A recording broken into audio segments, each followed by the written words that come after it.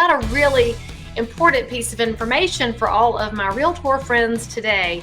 There are some changes afoot, not just at the Circle K. And if you know that reference, high five, you're my friend, and you should totally put that into the comments if you get that reference.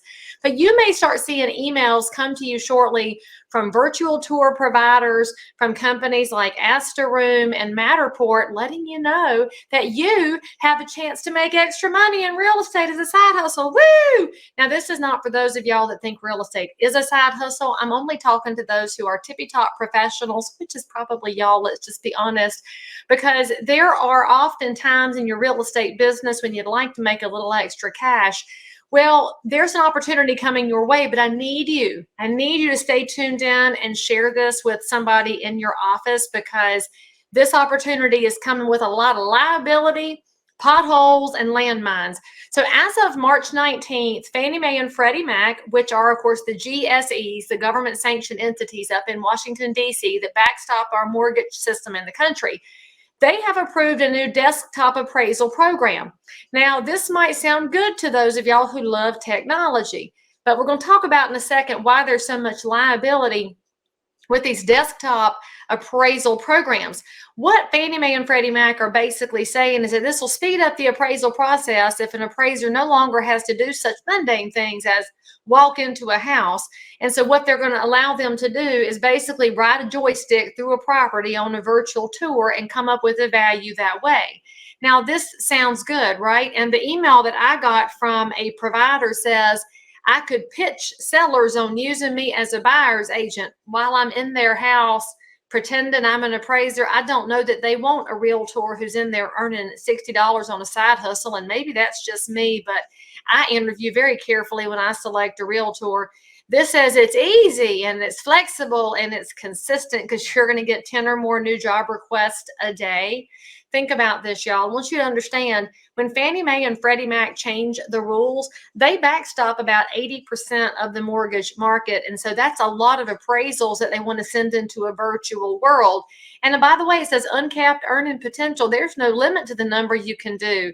All right. So yeah, this is not great. So I want you to understand something. If you say yes to this, I'm not judging you for needing $60. Okay. I know that we all have tight moments in our lives and the money runs out, and not everybody can go wait tables at night. Although frankly, I could make a heck of a lot more than $60 waiting tables, and I wouldn't have to wander up in somebody's house. But here's the scoop. With these programs, you as a realtor are walking into the liability of an appraiser's world without being an appraiser. All right. That might sound good to you, but let me share with you an instance where a real appraiser encountered a person out doing one of these scans. And I'm just going to leave all the names out and protect the guilty and the innocent alike. Now, this one had a laser, and he was there to measure the space with a little laser pointer. The government also wants us to be within inches of square footage on a property.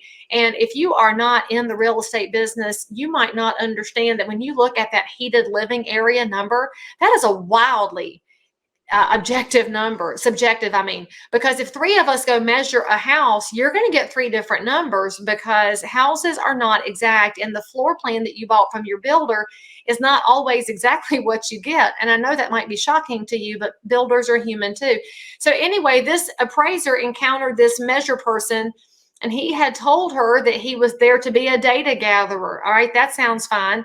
So he saw that the hot water heater, actually she says hot water heater, they're really water heaters, they turn water hot, that's a different discussion. It wasn't strapped. In some states, water heaters have to be strapped, in others they do not. And so this is, again, state by state information. And so this data gatherer said, well, just don't take a picture of it. As a borrower, as the person who lives in that house, I don't think you want the appraiser to just say, don't look at it. And then there was a pool that was open without a covering, and it had water in it. Appraisers are supposed to note that because it's a liability issue, and also because it's going to tell us if it's been cared for properly and what the value is of it. There's often some misconceptions about pools, y'all, that they either have zero value or less than zero value, but some buyers find them to be absolutely a critical component of a house others don't want one. They're definitely two mixed things, but an appraiser is looking at the accessibility. They're going to look at the safety, the condition of it. And so this data gatherer said, just don't take a picture of that either. There are rules that apply to our independent appraisers. They are governed by their own licensing bodies in the states where we live.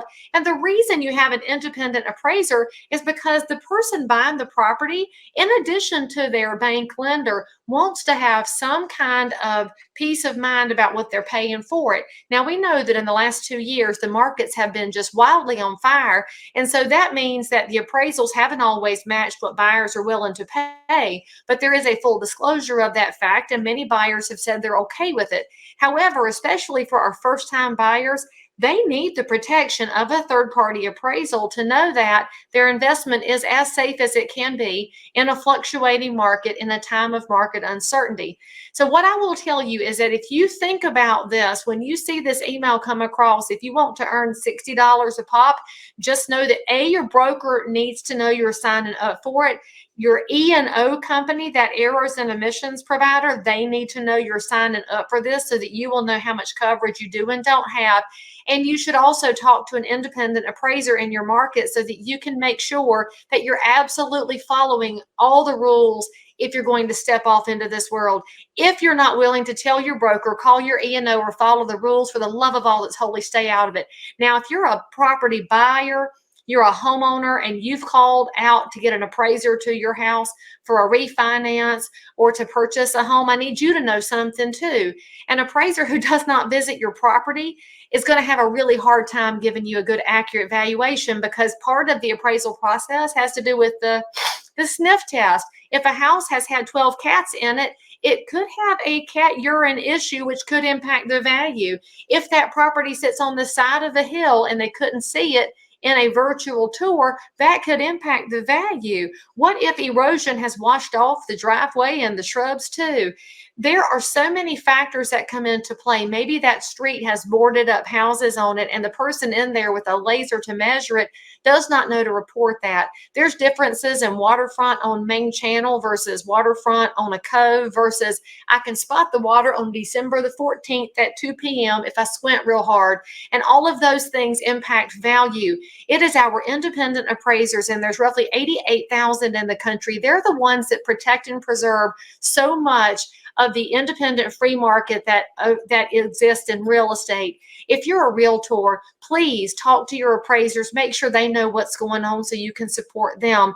If you're a borrower, please tell your bank that you want an independent human appraiser to go in the house. And friends, if it takes you an extra week, then negotiate that with the seller and the listing agent, because I feel confident that most of us want everybody to come through a real estate transaction without leaving blood on the table and without sacrificing our free market to when that moment comes where technology looks like a great solution, but it could create the most problems we've ever seen.